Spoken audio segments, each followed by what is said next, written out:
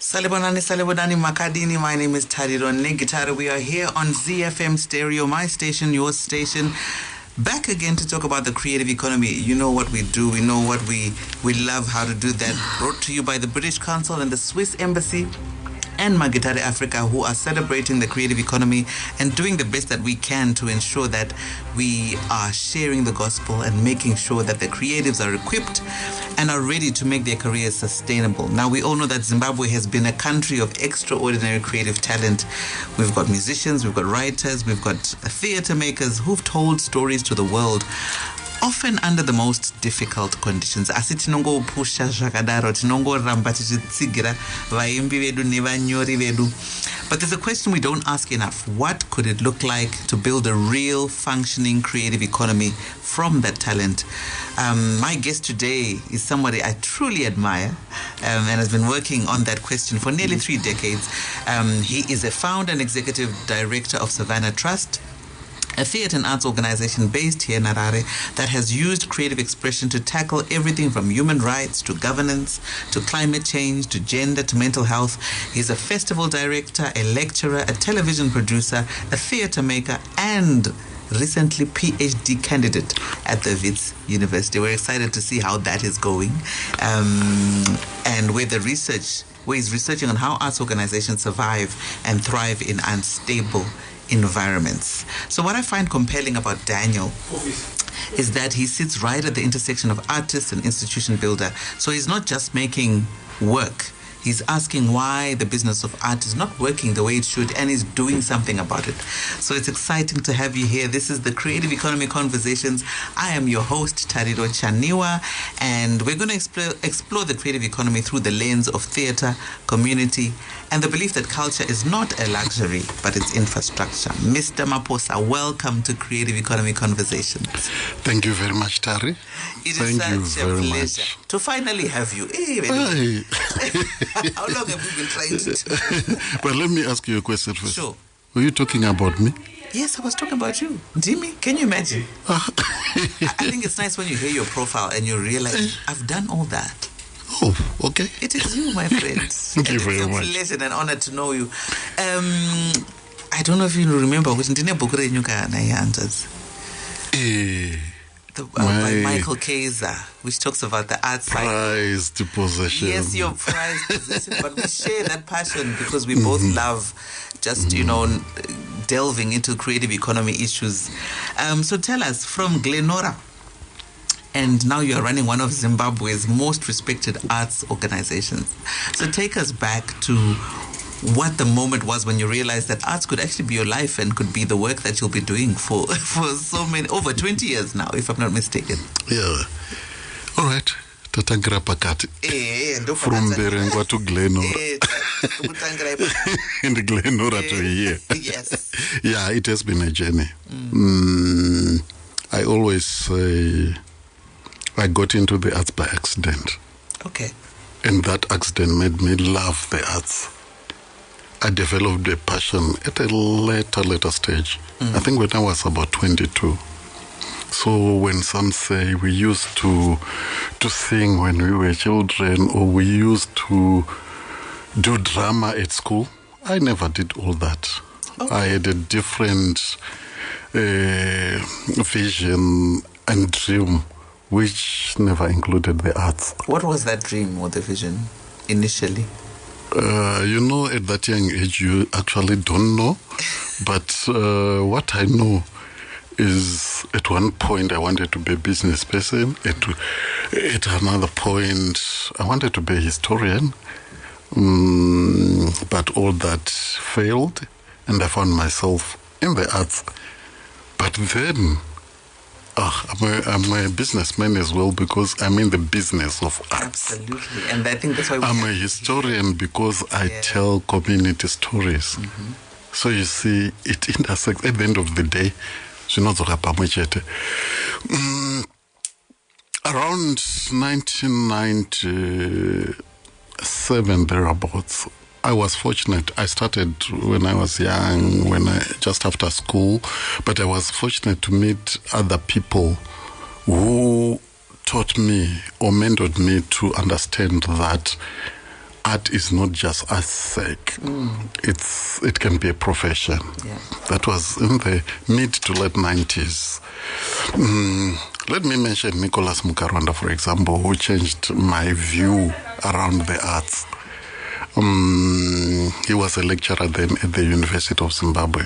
Were you studying something artistic? Oh, okay. What were you studying at the UZ? I wasn't studying for any degree at the UZ. Okay. We just happened to meet when we were doing a theatrical production, a play that was written by Charles Mungoshi, Dog Eat Dog, then, that spoke about the plight of war veterans. And when I was cast in that production, we started touring, going to places, to halls, to theaters. That was my first time that I was in a proper theater.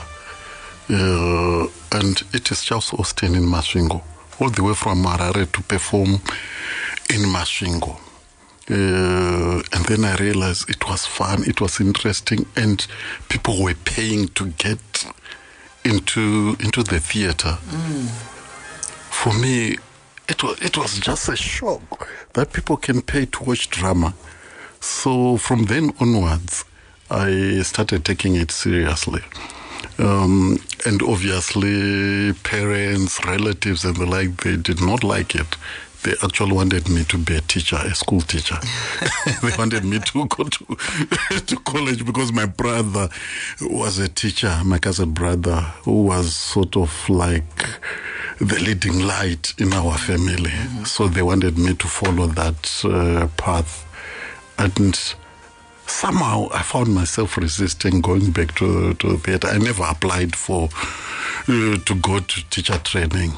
I resisted. Thank God you did. So with the help of Nicholas Mukarwanda, with the help of other guys, I then befriended a lot of guys who were lecturing at the University of Zimbabwe. I also used to admire, and still admire, Devs Guja. So when I got into the theater, I used to go to theater in the park and say, one day I want to be a producer, because I was just an ordinary actor. When I used to read about Kondi Mhlanga, I used to read about many other Ngugi wa Miri. So every time when others were looking at how do we become very good actors, I would say, I want to be on the other side. Yes, I loved acting, but I found myself loving behind the scenes more, because I always argue most of us were looking at being popular, at being on the stage, performing. And for me, I saw a gap that we did not have enough producers, theater producers in the country. Even right now, we do not have enough theater producers. We do not have enough film producers. Wow. We have filmmakers, but we do not have producers. So talk to us about that journey from being an actor to being a producer, and what it took for you to then come up with Savannah Trust. You know, when we did Dog Eat Dog, I was thrown in the deep end. I would go and look for shows, sometimes out of my own initiatives, not as a whole group. So we were part of what was Savannah Arts, based in Mbare. And we were emerging to be a very interesting theater group from Mbare. But then, you know, when popularity and greediness comes in, vanhu munonetsana moenda your separate ways. So inini I went with Nicholas Mukarwanda and vamwe vakaendawo nevamwe. It's a fun journey. We started what was called Alternative Savannah Arts Theatre. So Savannah Arts was more of like a cultural center, music, dance, theatre. Theatre was the least of them all, poetry. So, Teru, I was actually a musician. I wanted to be a musician. Oh my gosh. I was the lead singer for Savannah Arts. And I used to play the lead guitar. No way. Okay. But now I can't even play the guitar. No, theater's literally taken over. Theater's taken over. And I think that production role has made you sink into the nitty-gritties of the business of the art. So as you are walking through your journey from the artist to being a producer, for some of the listeners who may not understand, how do you separate arts for art's sake from economic activity? Like, make the case. How is what you do creative economy? Particularly if you look at Savannah Trust, we are not just doing artistic expression. What we do, I think, is at the intersection of artistic expression, entrepreneurship, and development. Arts for art's sake is, I think, one of the things that we've done is we take arts as a pastime or as a part-time activity. But when you begin to participate in creative economy, you begin to talk about issues around professionalism. So as Savannah Trust, for example, you'd realize that we participate in the creative economy through, for example, we have a full-time secretariat that is employed every day to create and to produce artistic work. Wow. It could be developmental work, it could be plays in theaters, and it could be documentaries. And recently we've just started doing film. Nice. We're a new kid on the block in filmmaking. So we employ artists, we generate income, we generate employment. When we train artists, we hope that one day they could use those skills that they acquire to impact the cultural economy effectively, make money out of it, create employment, become entrepreneurs. So through that, we also organize events, festivals, for example. There are centers of economic activity, because creative economy is an economic activity that is driven by creativity, culture, intellectual property, and storytelling, as well as artistic innovation. So when you begin to sell your cultural products and services to get money, to create employment, to contribute to the nation's GDP, you are then at the center of cultural or creative economy. So as Savannah Trust, we are there. We are just like that. We are in both sides, where we use arts for development sake and also arts as employment creation and arts as a business. So good. I know that you do a lot of work around capacity building in the arts, and if I'm not mistaken, you did something with the UZ where you were running an arts management program, and I'm sure this is from the time that you saw the many gaps that were in our industry. What are the sort of things that you taught in that arts management program that, for me as a creative listening in, I would say, okay, maybe I need to learn these skills in order to be called a creative person who is running a career that is sustainable? I think one of the things, I think it also from what I love personally, issues of governance within the arts.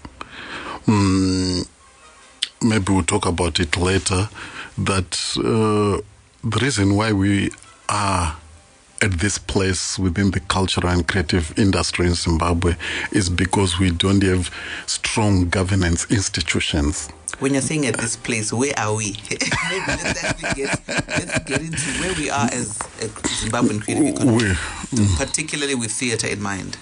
We could be at a better place. We could be making a lot of money. We could be generating a lot of jobs within the sector if we had strong institutions that support the cultural industries in Zimbabwe. Yeah. But because we don't have those strong institutions, we don't have strong governance policies. I know we have the Arts, Culture and Heritage Policy and the strategy that was promulgated in 2020, but the implementation aspect of it. So when you realize that we have those policies, laws, and instruments that govern the arts, but they are not implemented, it means that there is a weakness within our governance institution. And it also cascades down to the arts organizations like Savannah Trust, like many other organizations that we have. What are their governance structures? How are they accountable to their various stakeholders? But also our national arts councils, our government, and as many other stakeholders accountable to the sector. For example, when we find we have an arts organization and they get money, do they go for an audit? That's one question.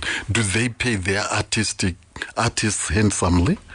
There are a lot of issues that we see within these cultural industries in Zimbabwe where people are not paid. Yeah. Where founder members are known to siphon money from the organization, from the companies. Yeah. Those are all governance issues that we need to talk about, but also issues of entrepreneurship. How do we begin to turn our talent into income generating activities? Yeah. So those are some of the things that we taught. But also one of the things that, as people referring to the book that you talked about, people think that when you are talking about arts management, the artistic side is not there. For me, the first port of call, for example, let me talk about band leaders. Yeah. And how they choose their managers. Band leaders should know that by them producing the product they are producing, they are actually performing a management role. True. But most of us, we think that we are just producing. So if you know that you are in business and you are the director of the company as a band leader, so it also determines the structures that you are going to put. It also determines the manager that you are going to employ to manage your affairs. So those decisions. So for us, cultural organization leaders, when we say our managers are not doing well, it actually reflects on us. The visionaries. Yes. If I know what I want as a founder of an organization or a band leader, I'm able to look for the right talent that I will pay to perform a task that I can do. And I concentrate on producing work. Okay. So for me, that intersection is very, very important. So the decision also of what kind of artistic product that I'm going to produce is a management role. Yes, it is. As much as it is an artistic role, it is also a management role, because management is all about making decisions. That is one for me that I always try to talk to students of arts management, that it is not just management, but it's also managing an artistic product. Yes. You know a lot about quite diversification of incomes, which is also very important when we are in management. So you've been in this industry for quite a bit. What are some of the changes that you are seeing from the time that you started to where we are now in the Zimbabwean creative economy? What's working and what's not working? For me, I think there is, whilst we look back with nostalgia, for me, I think there's been some progress within the cultural and creative industries in Zimbabwe. The first thing is, one, that determination that we need to turn this industry into a viable business or creative economy is progress for me. Because when we got into this field, we were just doing it arts for art's sake, for example. It was a pastime. It was recreation. So that actually follows us up to today when you talk about being a professional artist or being employed in the cultural and creative industries. People look at it, that narrative that you can't have a profession in the arts sector.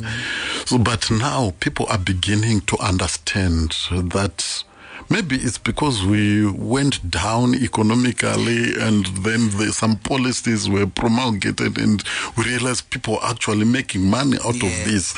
And then a lot of people, young people, not only those who do not have anything to do, but those who have got degrees, who have gone to school, those who, like us, who never thought they would be in the industry, coming into the industry by choice, not by default. And they are creating work that they love.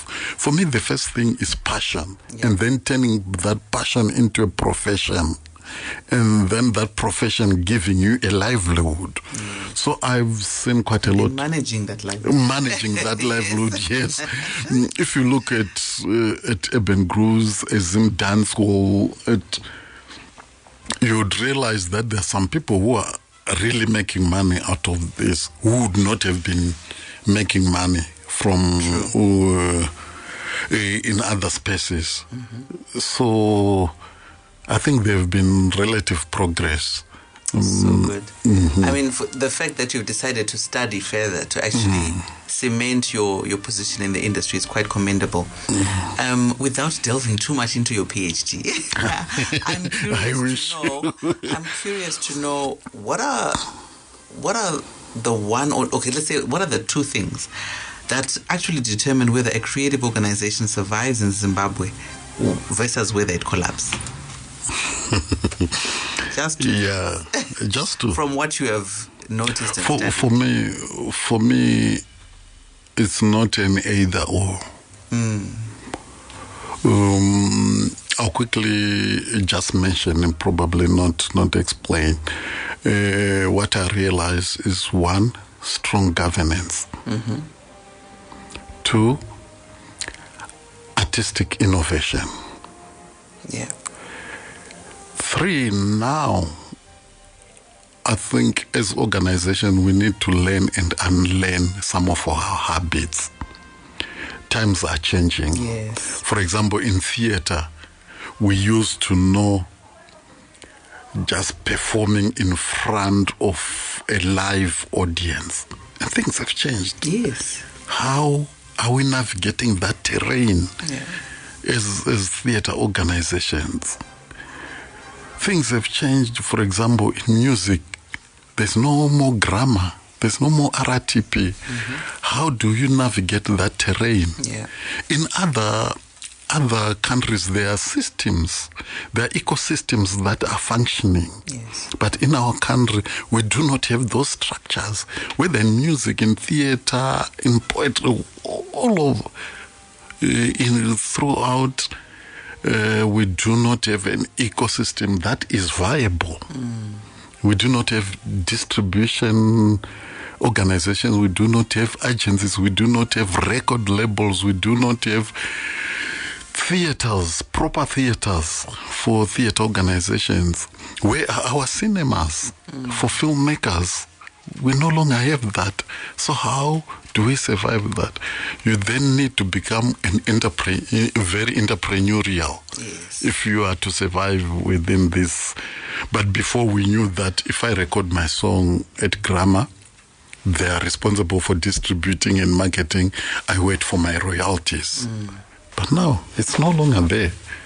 So we need to learn and unlearn some of the habits that we, especially for the older generations like us, where we have digital platforms now and we don't even know how to navigate that terrain. We were used to doing things a certain way. My time is really flying. I'm shocked the way it's gone. But I really wanted to throw in, I performed with Edith Wotonga at one of your festivals, which is the Protest Arts. And that was a bold generation of creatives during that time. Also, because of what was happening around that time. Do you think protest arts still matter in 2026? Where are the creatives now in terms of just speaking out around issues that actually matter? I think it matters more today than ever, than it was before. Yeah. Probably ideologically, what we call protest arts. Some think it's just anti-government. Some think it's protest theater. We were protesting against the government, but no, protest arts has a role today. Look at climate injustices that are happening. Look at gender-based violence. Look at drug abuse. Look at child marriages. Issues of accountability and governance, corruption. Yeah. And protest arts sit there at the center as the voice of the people. We have a lot of marginalized people, a lot of people in rural areas who cannot afford certain services. And who speaks for them? It is not just about protesting against the government, but it is also about giving the people the voice. Absolutely. Those who are vulnerable in society, where do they find their voice? And we found that arts really could be a good voice for the people, particularly the vulnerable people, women, young people, and children. Absolutely, and I think we take that for granted as creatives and as artists, to say we are actually the voice of the voiceless, and we have a platform that we can use to share the information that is pertinent to our society. But let me also intervene there. Yes. Not only the voice of the voiceless. As artists, we should be able to give the voiceless their voice. So good. So good. When we reach a level where they speak for themselves and we do not speak for them, then would have made an impact in society. That is amazing. That is amazing. And one of the courses that you can have a look at, brought to you by the British Council and Swiss Embassy, it's a free e-learning course. There's a course that I did there called Social Impact, where you can learn how you can actually use your creativity to be able to speak and to articulate the issues that we are talking about today. So just to round up the conversation, Mr. Maposa, if a young Zimbabwean listening right now is sitting on creative talent but doesn't know how to turn it into a livelihood, what is the advice that you could give to them from 25 years in the field? Quite a lot, but let me say they must first start by looking at their talent as a profession, as a potential for earning, as a potential for being employed or self-employment. Yeah. But then my advice is that just doesn't happen. Go and get the skills. Talent alone is nothing. Absolutely. Go and learn. If you are an actor, go to an acting school. If you're a musician, learn how to play a guitar.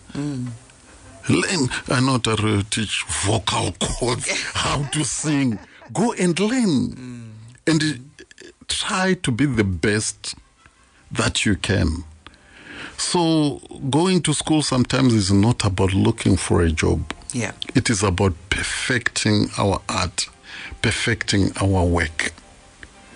There are a lot of online courses. Yes. Free. Like the So Creative e-learning course. There's it's a great place to start. Yes, it's a great place to start. Yeah. Go and get the skills. Yeah. Because a talented footballer might not get a contract, yet a less talented but skilled footballer would get a contract. So good. So a talented musician might not succeed, but a skilled musician will get jobs. So true.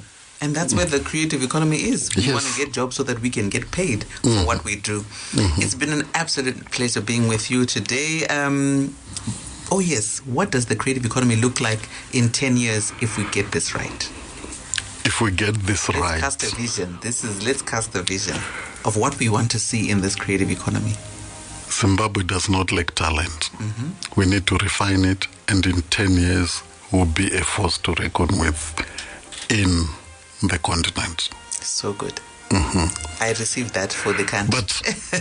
But Yes. with supportive policies, funding streams, and training institutions, in 10 years we can be better than we are today. Perfect. My name is Tariro Chaniwa, Tariro Negitare. It's been an absolute pleasure. You've been listening to the Creative Economy Conversations right here on ZFM Stereo, brought to you by British Council and the Swiss Embassy. See you next week, same time, same place, where we'll be delving into more issues around the creative economy and ensuring that our creatives have a voice and know how to make their talent sustainable. See you next week.